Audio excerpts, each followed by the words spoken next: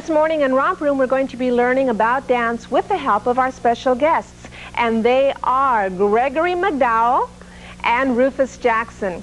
And we'll also learn about ballet, dancing from many hundreds of years ago to the present with the help of Jessica Kaplan. But first, we're going to do some warm-up exercises, and I want you at home to join us. We're going to do our wiggly will warm-up. Start with your toes, everybody at home. Wiggle your toes here to Lindsay and Jill.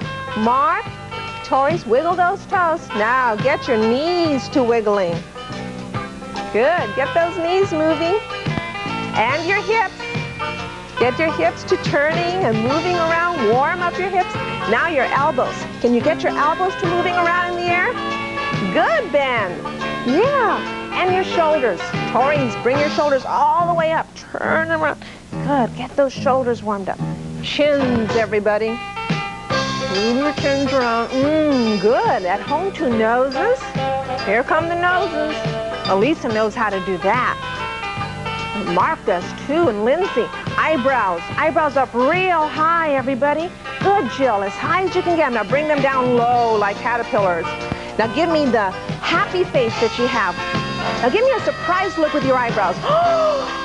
Give me a sad look with your eyebrows. Oh, give me an angry look with your eyebrows. Oh no, give me the happy look again. I like that one. Great.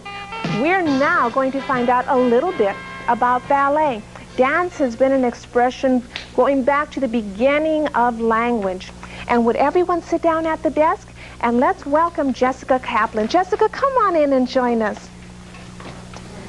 Now, Jessica, tell everyone how old you are.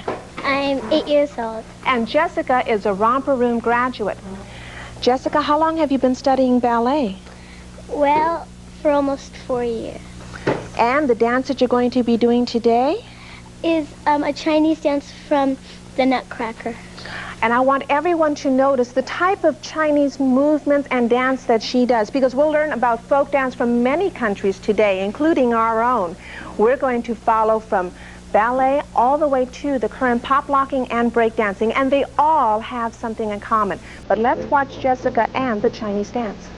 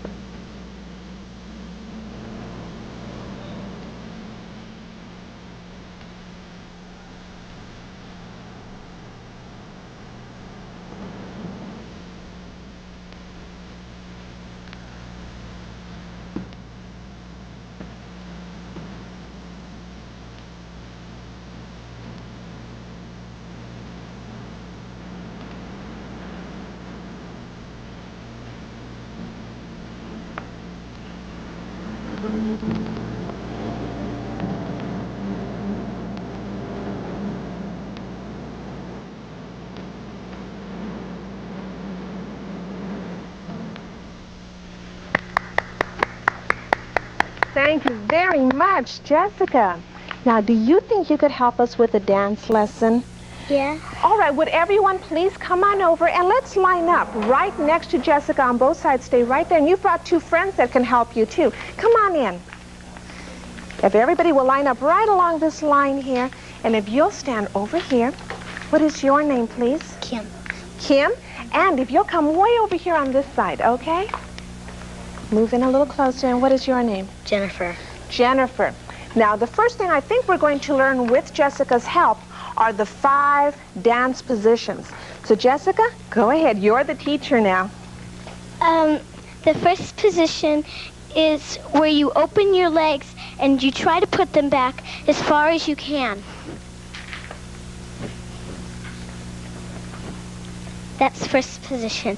The next position is called second position, where you just slide your foot out a little bit. Not too far, but just a little bit. And the next position is called third position, where you kind of slide it in, and you have your right foot pointing up in the middle of your shoe.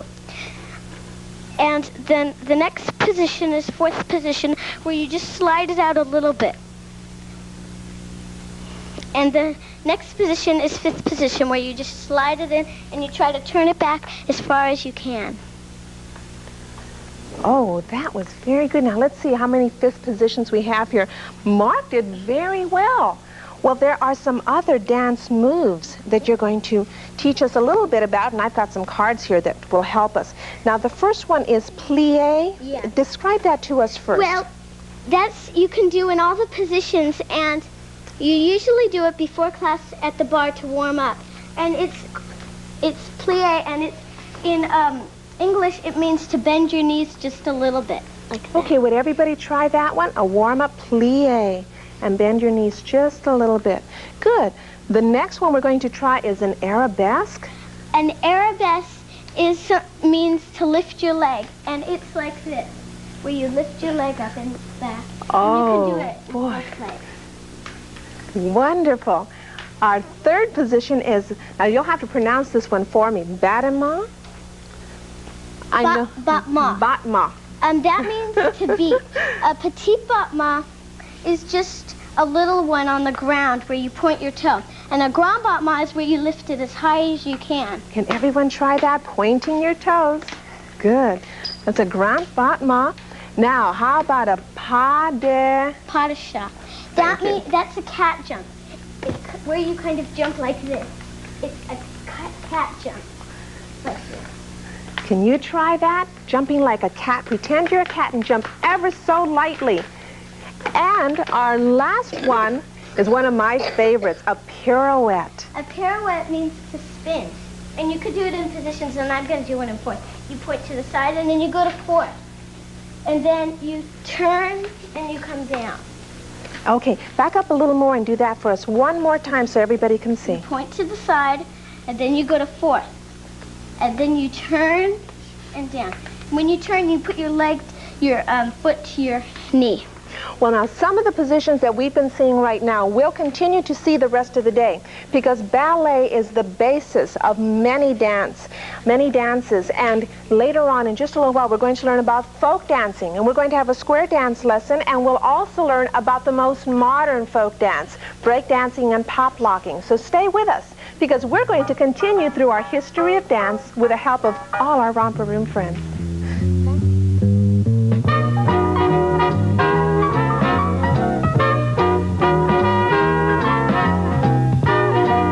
Romper Room and friends will return after these messages. When we dance, we use our bodies to communicate our happiness and our joy. This has been going on since man began to talk with one another. And now we're going to take a look at some clog dancers, dancing that went back 200 years. And notice the steps that we're still using. We're visiting Busch Gardens now. And here are the clog dancers. Clog dancing is a combination of Scottish and Irish dance steps.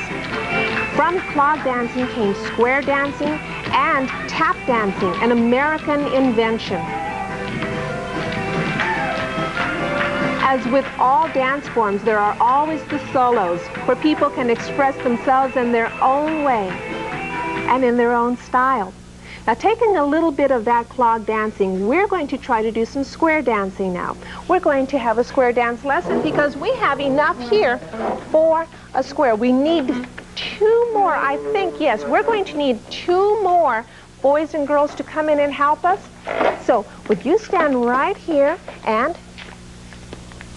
we're going to have partners. So we have two partners here. Come on over. We've got two partners here. And let me have you both switch. Alyssa, would you come over and trade so that we have a boy and a girl as partners?